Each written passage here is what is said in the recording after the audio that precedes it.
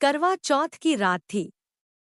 चांदनी रात के बीच आकाश में हल्के बादल घिर रहे थे। एक छोटे से गांव में राधा अपने पति के लिए पूरे दिन का व्रत रखकर उसकी लंबी उम्र की कामना कर रही थी। यह उसका पहला करवा चौथ था और वह बेहद उत्साहित और भावुक थी। वह सजीद जी, हाथों में सुंदर मेहंदी और माथे पर लाल बिंदी लगाए, जैसे किसी देवी की मूर्ति की तरह लग रही थी। राधा का पति अर्जुन एक किसान था और खेतों में काम कर रहा था। उसकी मेहनत और संघर्ष को देखकर राधा उसे बेहद प्यार करती थी।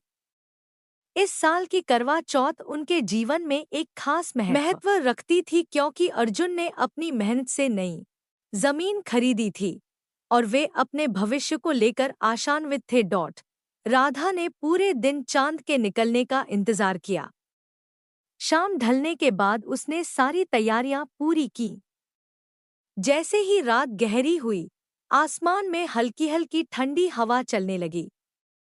आसपास की औरतें भी अपने पतियों के साथ पूजा करने के लिए तैयार थीं।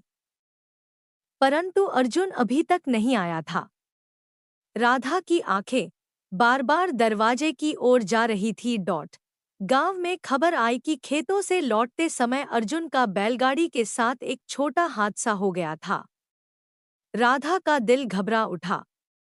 वह सब कुछ छोड़कर भागते हुए खेतों की ओर चली गई। रास्ते में उसकी मुलाकात अर्जुन के दोस्त मोहन से हुई, जिसने बताया कि अर्जुन को मामूली चोटें आई हैं और वह गांव की ओर आ रहा है। यह सुनकर राधा ने चैन की सांस ली, लेकिन उसकी चिंता कम नहीं हुई। जैसे ही अर्जुन घर पहुंचा, राधा ने तुरंत उसका चेहरा देखा।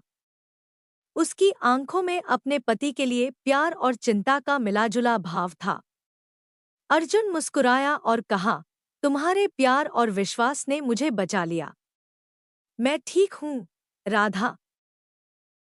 राधा ने अपने पति का माथा छूकर उसे निहारते हुए कहा, तुम ही मेरा संसार हो। तुम्हारी लंबी उम्र की कामना ही मेरे जीवन का उद्देश्य है। फिर उन्होंने मिलकर चांद का दीदार किया। राधा ने करवा चौथ की पूजा की और पति के हाथों से पानी पीकर व्रत तोड़ा। उस रात राधा और अर्जुन के बीच का प्यार और मजबूत हो गया। उनके रिश्ते में विश्वास और समर्पण का एक नया अध्याय शुरू हुआ।